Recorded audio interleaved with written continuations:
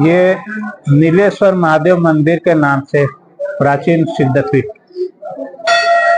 यहाँ पर कई संत महात्मा आए और उनको अपने तप से इस चीज का ये ज्ञात हुआ कि पांडवों के द्वारा स्थापित ये जगह,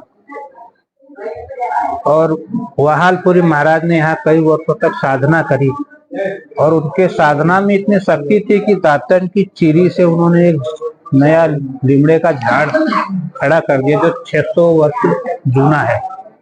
उसके बाद वासुदेव गिरजी महाराज आए यहाँ पे, और वासुदेव गिरजी महाराज ने भी यहाँ बहुत साधना करी, इस जगह को चेतन करा और भक्तों को इस जगह की महिमा बताई कि इस जगह का निर्माण पांडव काल में हुआ है। पांडव के द्वारा स्थापित ये शिवलिंग पांडवों ने प्रदोष काल में पूजा करी है। प्रदोष काल की पूजा का मतलब है कि आप भगवान शिव की शरण में पहुंच गए। तो उन्होंने इसी प्रदोष काल को ध्यान में रखते हुए हर तेरस को यहाँ पर भोजन प्रसाद का आयोजन किया कि जो भी भक्त आएंगे भोजन प्रसाद पाएंगे तो भगवान का उनको आशीर्वाद प्राप्त होगा और मन शुद्ध रहेगा, हमारे सनातन से वो जुड़े रहेंगे। तो वासुदेव गिरी महाराज के द्वारा स्थापित ये बनाई योजना आज भी चालू है और चल रही है। दर तेरस को यह भोजन भंडारा होता है। श्रावण महीने में 1.25 लाख बिली पत्र भगवान को अर्पित किया जाता है। उसके बाद पूर्णाहुति के भादरवा सुर एकम को अनुष्ठान करते हैं और सभी आजू बाजू के गांव के और इस गांव के दूर दूर के भगत यहाँ आके उसमें सम्मिलित होते हैं और सब भगवान के दर्शन करने मात्र से सबका कल्याण हो जाता है।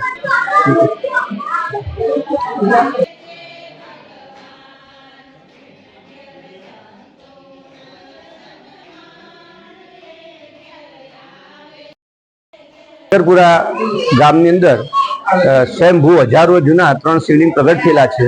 અહીંયા ગુરુ મહારાજની જીવન સમાધિ છે। અહીંયા આજે નાગરપુરા ગામ રહ્યું એ વડગામ તાલુકાનું આવેલું ગામ છે, જ્યાં પ્રાચીન કાળથી હજારો વર્ષ જૂના અહીંયા ગુરુ મહારાજ જે જીવિત હતા તેમને અહીંયા નાગરપુરા સમાધિ, એના પછી અહીંયા વાસુદેવ ગિરી મહારાજ આવેલા જેમને નાગરપુરાની અંદર આ મહાદેવની જે પૂજા આરાધના કરી અને નાગરપુરાને પ્રચલિત કરી, પછી તેમની પણ અહીંયા સમાધિ છે। અહીંયા હજારો વર્ષ જૂનો પ્રાચીન અહીંયા એવું કહેવાય છે કે ગુરુ મહારાજ અહીંયા મહાદેવની પૂજા કરતા હતા તો એ વખતે એમને દાંતણની ચીરી હતી, તે ચીરી અને રોપી અને એ લીમડો એમાં ચીરીમાંથી પછી લીમડો બનેલો છે। એ ગુરુ મહારાજની સાક્ષાત ભક્તિના પ્રતાપે। અને અહીંયા એવું કહેવાય છે કે નાગરપુરાની અંદર તેરસના જો દર તેરસ અંધારી તેરસના દિવસે અગર મહાદેવના જો દર્શન કરવામાં આવે તો પોતાની મનોકામના પણ પૂરી થાય છે। અહીંયા જે 3 જે શિવલિંગ રહ્યા કે જે નીલેશ્વર મહાદેવ, સામેશ્વર મહાદેવ અને દુધેશ્વર મહાદેવ, તે હજારો વર્ષ જૂના અહીંયા ઘણા ભાવિ ભક્તો આવે છે, ત્યાં હવન પૂજા પણ કરે છે। આડા દિવસે પણ અહીંયા નાગરપુરાની અંદર શિવજીને હવન કરવામાં આવે છે અને મોટા મોટા અધિકારીઓ નેતાઓ પણ અહીંયા નાગરપુરા દર્શન કરવા આવે છે। અને દરેક અહીંયા એવું કોઈ એવું હોતું નથી કે અમીર ગરીબના કોઈ ભેદભાવ। અહીંયા ગરીબ માણસ કોઈ નાત જાતનો પણ ભેદભાવ અહીંયા રાખવામાં આવતો નથી। દરેક નાતના જાતના લોકો અહીંયા દર્શનનો લાભ લઈ પોતાને પાવન કરે છે। હર હર મહાદેવ। ગણપતિ મહારાજની નીલેશ્વર શામળેશ્વર દુધેશ્વર મહાદેવની જય।